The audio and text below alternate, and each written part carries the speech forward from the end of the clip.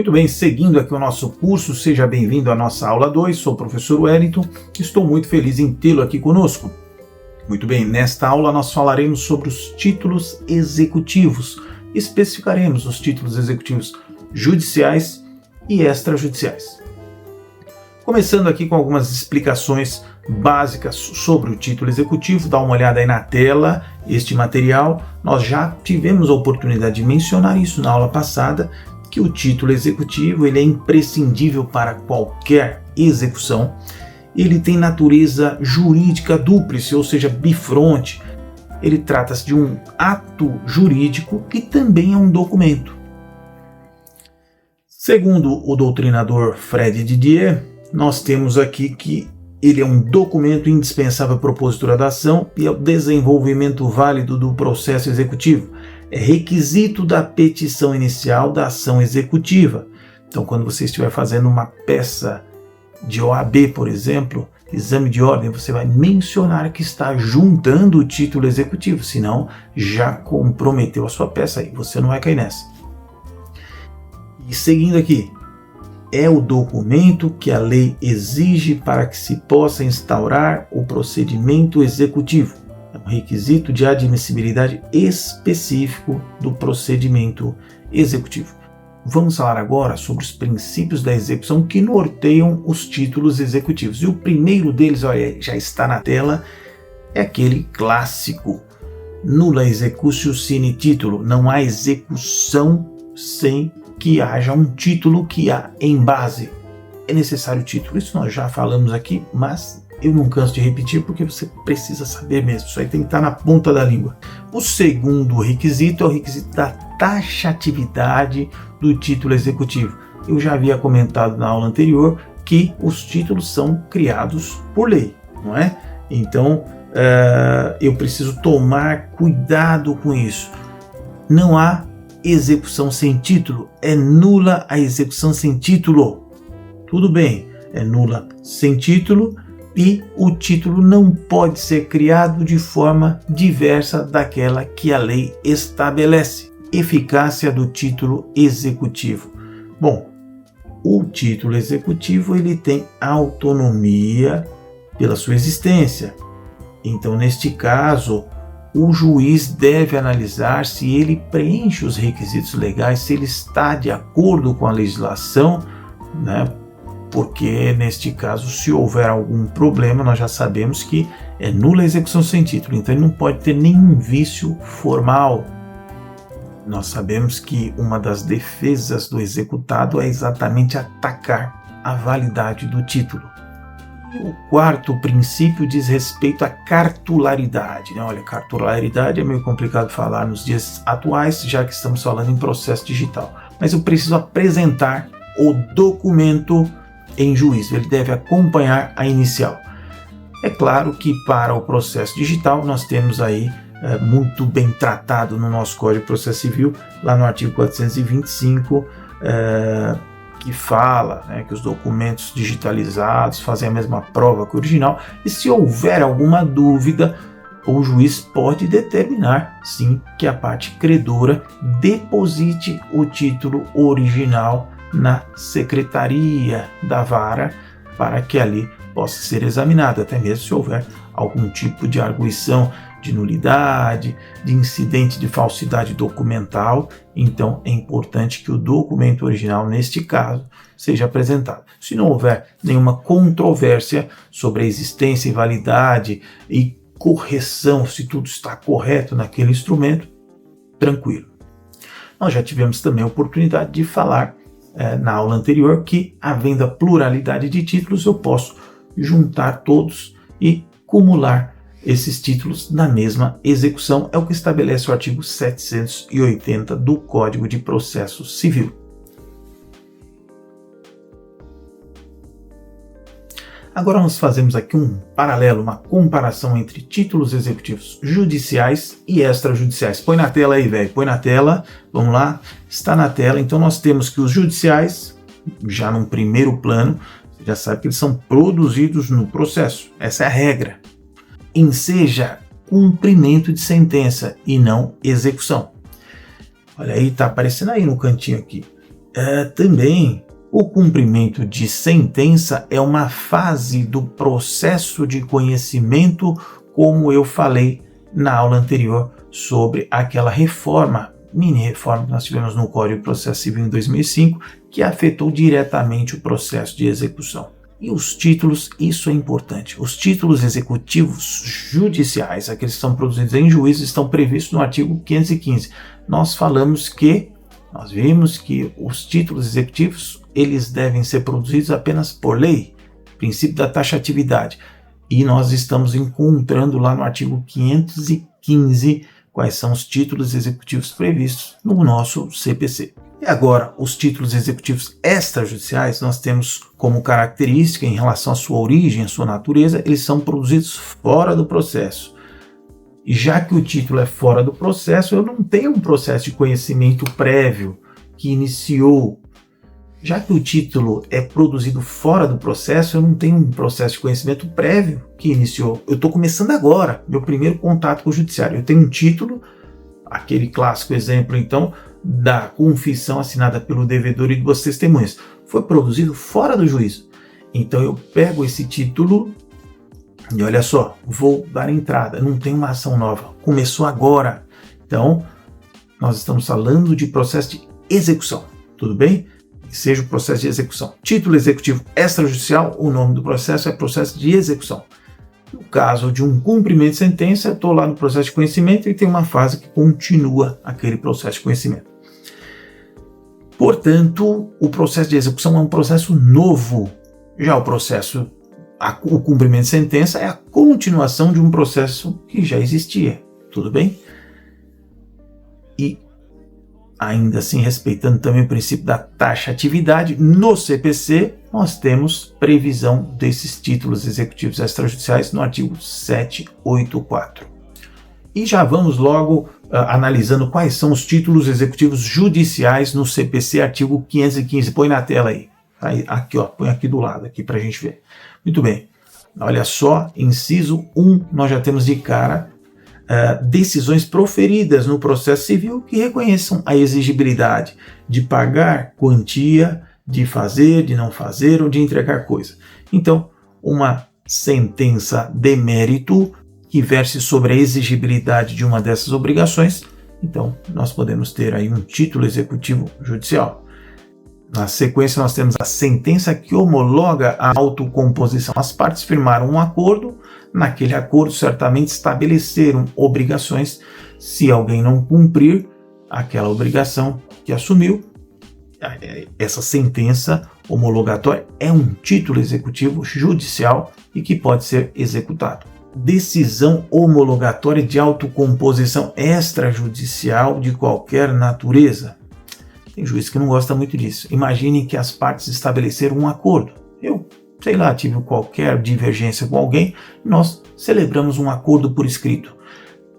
Eu assinei, você assinou, mas eu quero que tenha mais validade ainda. Eu pego aquele acordo e nós vamos distribuir para que um juiz homologue. Quer dizer, você vai ter o carimbo, a chancela do judiciário. Não é um carimbo, na verdade, né? É a sentença que homologa. Para que este acordo seja um título executivo judicial. Então, as hipóteses de defesa já são mais restritas. Agora, eu poderia muito bem pegar aquele documento, assinar, eu assino, outra parte assina, duas testemunhas, já vale como título extrajudicial. Mas a pessoa fala, ela é tão preocupada, na verdade a palavra do ser humano não está tendo muita validade, né? Porque as pessoas assinam, reconhecem firma, põem testemunho e não cumprem. Então o cara assina, reconhece firma, põe testemunho e fala, eu vou homologar também, eu quero que o juiz homologue, vamos distribuir essa autocomposição para homologação. Então o juiz homologa por sentença. Quem não cumprir, é possível que o credor da obrigação peça a execução, no caso, o cumprimento de sentença dessa obrigação. O formal e a certidão de partilha. Bom, neste caso também é título que tem validade entre os herdeiros ali, os envolvidos nesta sucessão.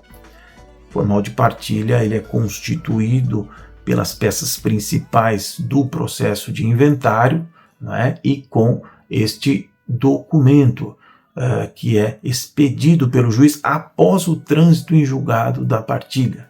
O crédito de auxiliar de justiça. quando as custas, emolumentos ou honorários tiverem sido aprovados por decisão judicial. Então, crédito de um auxiliar da justiça, por exemplo, honorários de um perito que não foi pago. Se o juiz homologou, a parte não pagou, é título e pode haver execução. Na prática é difícil de acontecer porque o perito ele só trabalha, isso no processo civil, ele só trabalha depois que os honorários estiverem depositados no processo.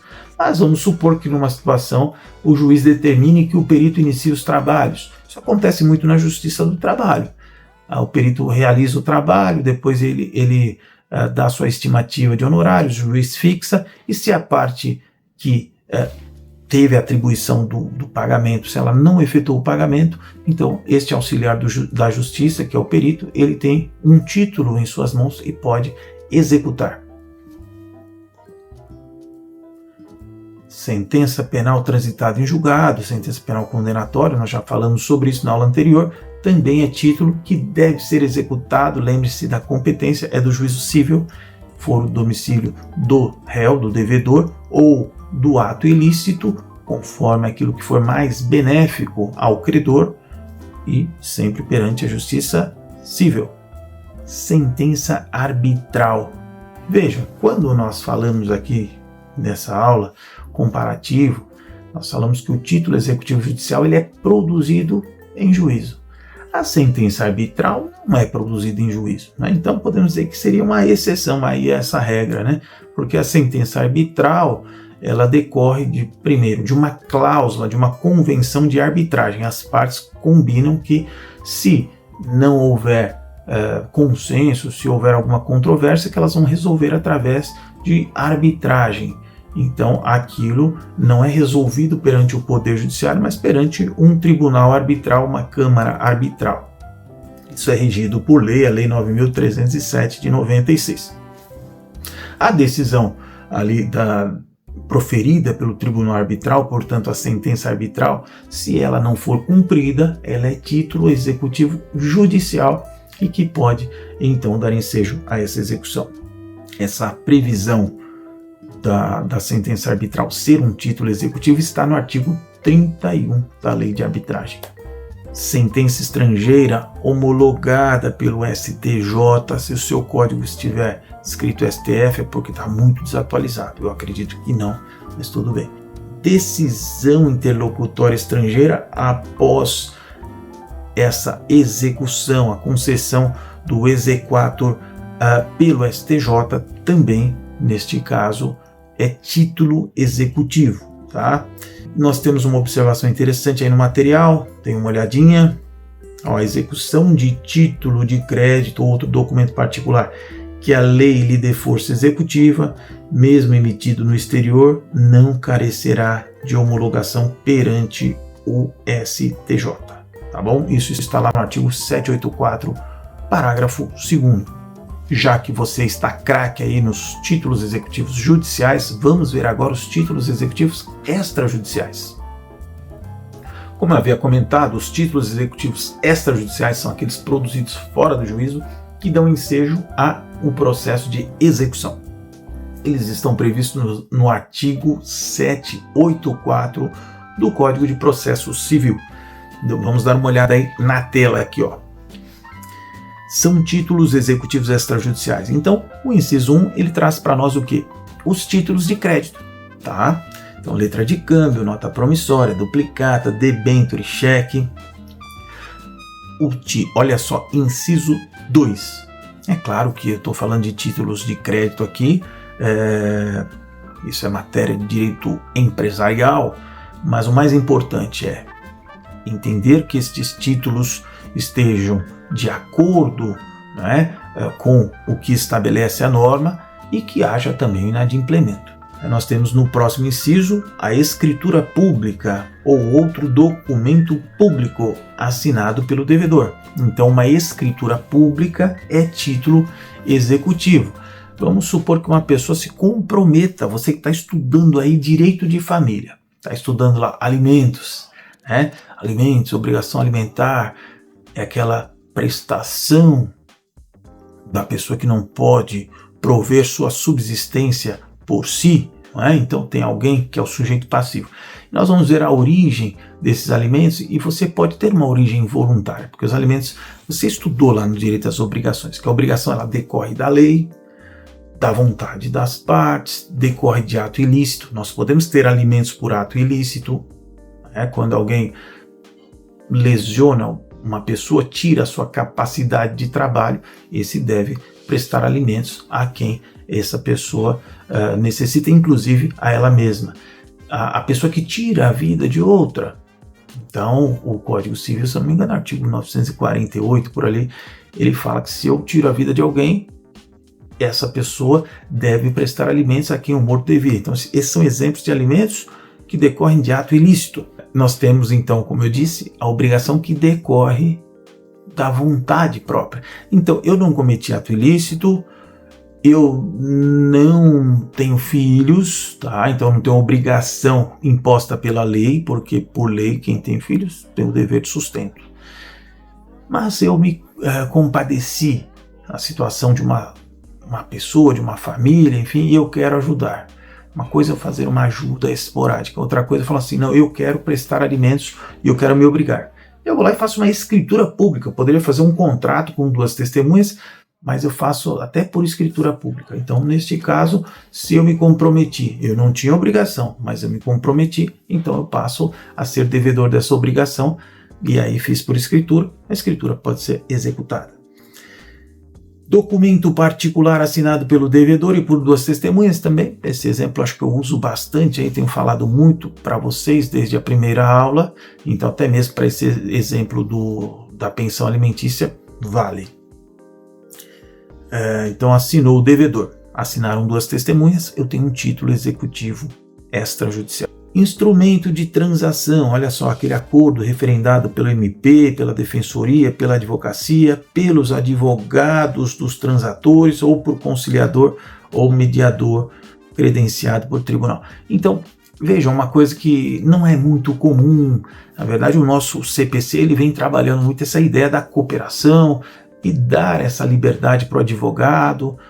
A gente vê isso muito em filmes. Você que gosta de assistir séries, você assiste lá nos suítes, você vê aquelas reuniões nos escritórios de advocacia, a pessoa convoca a outra parte que vem com o seu advogado e ali elas buscam uma transação. Então, antes de um processo, busca-se um acordo. Então, imaginando que você já tem essa mentalidade moderna de advocacia, antes de entrar com uma ação, você fala para o seu cliente, nós vamos marcar uma reunião com a outra parte para que ela venha com o seu advogado e nós vamos tentar uma composição. E ali você joga as cartas na mesa e fala, olha, nós temos isso e tal, e nós entendemos que é possível um acordo por aqui e por ali. E as partes conseguem chegar a um acordo. Neste caso, o acordo é redigido a termo, ou seja, vai para um papel, para um documento, para um instrumento, e ali assinam as partes e também os seus advogados. Então, neste caso, nós temos aí um acordo. Claro, um acordo que é título executivo. O contrato garantido por hipoteca, penhor, anticrese ou outro direito real de garantia e aquele por caução. Então, quando você estudou o direito das coisas, direitos reais, você viu os direitos reais sobre coisas alheias e você viu também os direitos reais naquela modalidade de direitos reais em garantia. Então, direito real, olha, hipoteca, penhor, anticrese. O que é anticrese? Meu Deus do céu. Bom, você não lembra mais o que é anticrese? Vai procurar.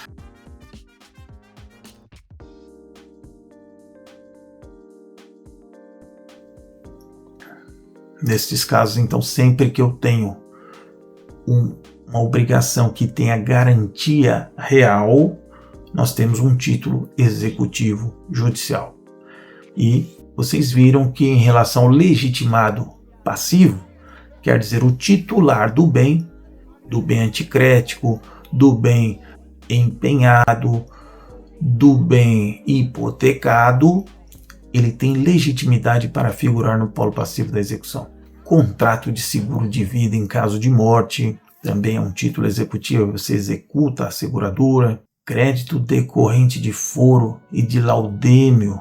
Foro e laudêmio, isso vem lá do Código Civil antigo, quando nós tínhamos a enfiteuse.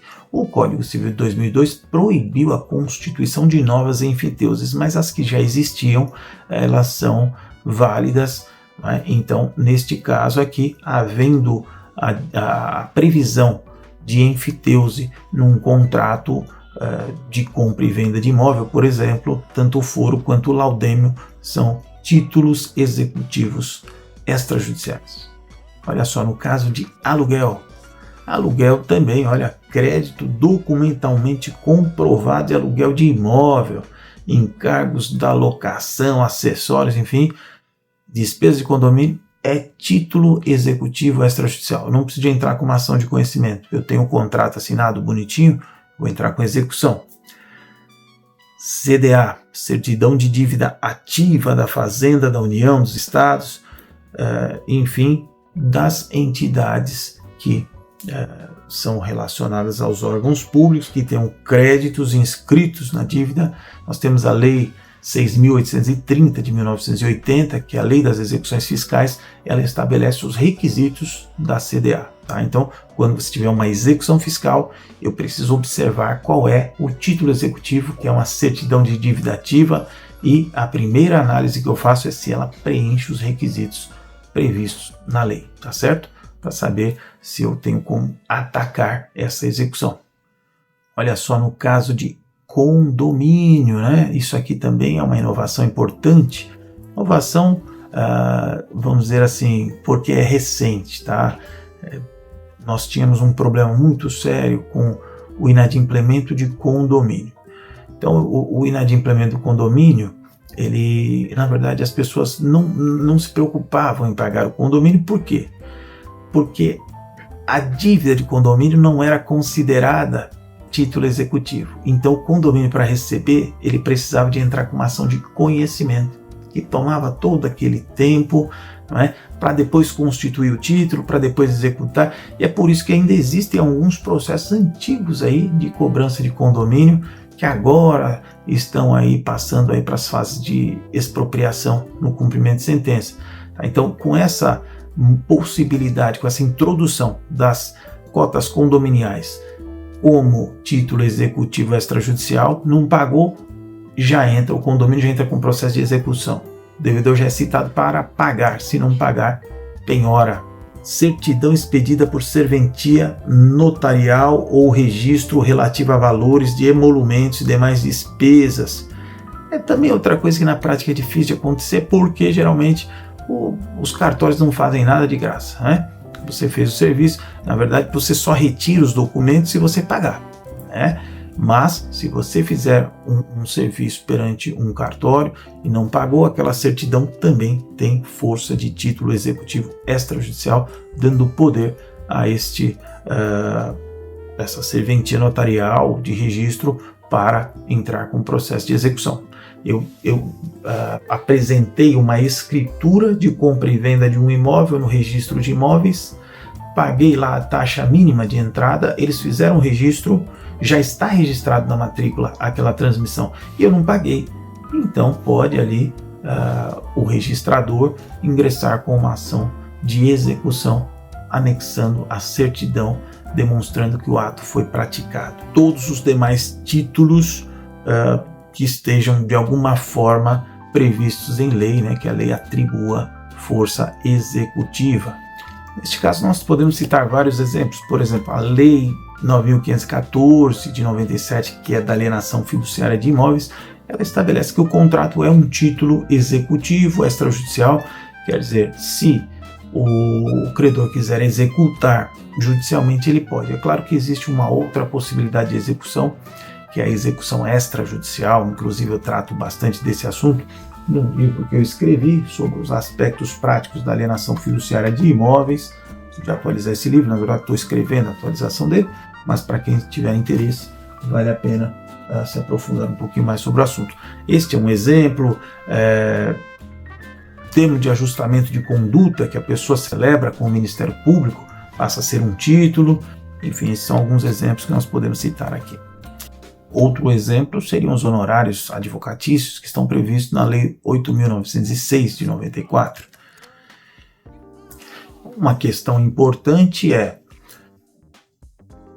pode o credor escolher se entra com o processo de conhecimento ou se entra com o processo de execução. É claro que seria uma insanidade entrar com o processo de conhecimento, já que eu já tenho um título, por que é que eu vou passar pelo calvário de um processo de conhecimento? Mas é uma opção, o legislador dá essa opção para o credor.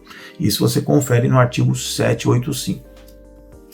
E para fechar essa aula, tem aí um esquema muito legal na tela que nós tratamos aqui sobre fraude à execução e fraude contra credores.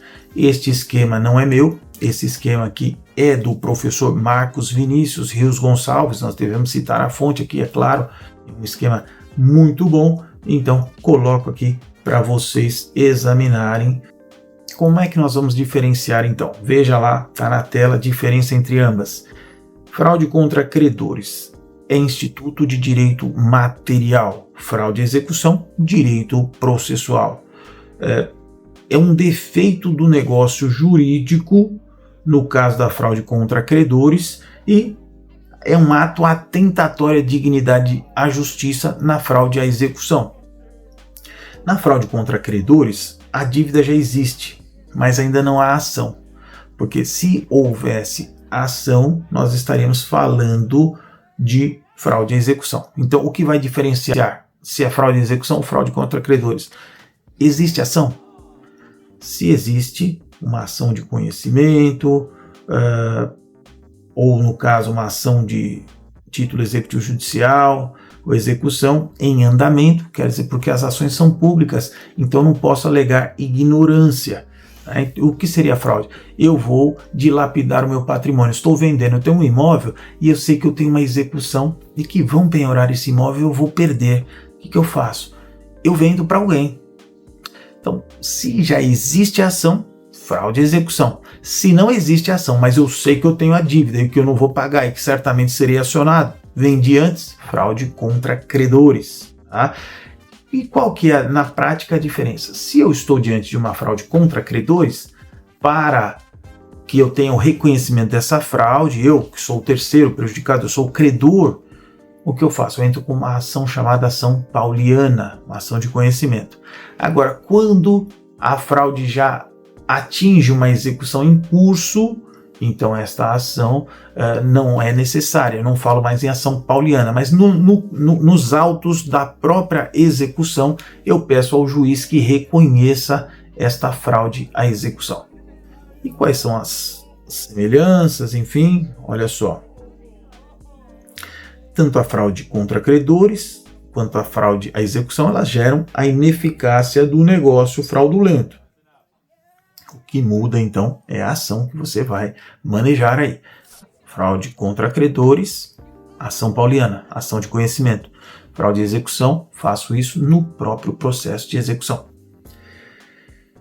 Na fraude contra credores, eu preciso provar a má-fé do adquirente, porque nós sabemos que o nosso direito civil está baseado em alguns princípios, dentre eles nós temos o princípio da boa-fé. E vocês já viram em diversos dispositivos que o terceiro de boa-fé não pode ser prejudicado. Então, se eu estou alegando que há uma fraude e que esse terceiro, que esse adquirente, ele de certa forma concorreu com essa fraude, eu preciso provar que ele agiu de má-fé. No caso da fraude à execução, também é necessária a comprovação da má-fé. Existe uma súmula 375 do STJ, em que você só presume, no caso de constrição, se ela estiver constando da matrícula do imóvel. Se ela não está constando da matrícula, não dá para presumir a má-fé do adquirente. Olha que coisa, hein? Então, tome cuidado. Você, credor, penhorou, já peça para que o juiz peça um ofício ao cartório de registro de imóveis para averbar ou mandado de averbação para que fique constando na matrícula do imóvel aquela penhora. Muito bem, chegamos ao final de mais uma aula. Gostei bastante de estar aqui com vocês, espero que estejam aproveitando, que estejam gostando do nosso conteúdo e comente aí o que você quer saber sobre essas aulas, algum assunto específico aí sobre a matéria que você gostaria que eu falasse aqui e nós podemos preparar outras aulas sobre o tema, tá certo? Um grande abraço, fiquem com Deus e até a próxima aula.